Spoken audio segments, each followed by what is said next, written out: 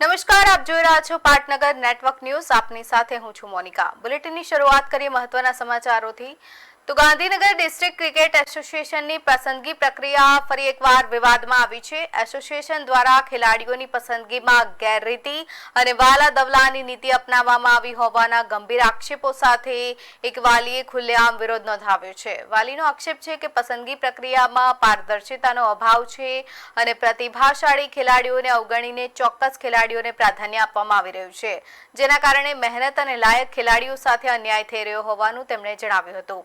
આક્ષેપો અનુસાર પસંદગી પ્રક્રિયામાં યોગ્ય માપદંડોનું પાલન કરવામાં આવતું નથી અને કેટલાક ખેલાડીઓની પસંદગીમાં પક્ષપાત કરવામાં આવી રહ્યો છે. આ મુદ્દે વાલીએ એસોસિએશન સામે ગંભીર સવાલ ઉઠાવ્યા છે અને સમગ્ર પ્રક્રિયાની નિષ્પક્ષ તપાસ કરવાની માંગ કરી છે.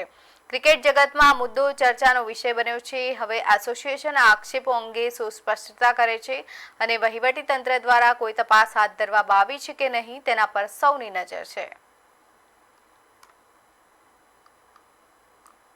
માટે તમામ ફોર્મેટમાં જે સ્ક્વોડ મોકલે છે એ પ્રેસ નોટ આપતા નથી અને એ લોકો સિલેક્ટ કેવી રીતે કરે છે કે જે સિલેક્ટરો હાલ એમના ગ્રાઉન્ડ પર બેસતા જ નથી તો કેવી રીતે એ લોકો સિલેક્ટ કરે છે એ બી એક મહત્ત્વનો મુદ્દો છે.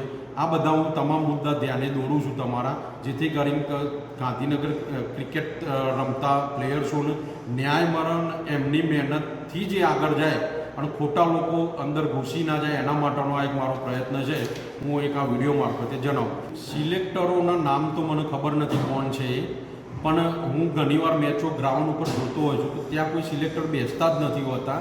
તો એ લોકો સિલેક્શન કેવી રીતે કરે છે, એમનો કોઈ ક્રાઇટેરિયા છે, કોઈ ફોર્મ્યુલા છે, એ કંઈ ખબર જ પડતી નથી. એટલે કે સારા પ્લેયરો જોડે અન્યાય થાય છે એનો આપણને આઈડિયા આવતો નથી.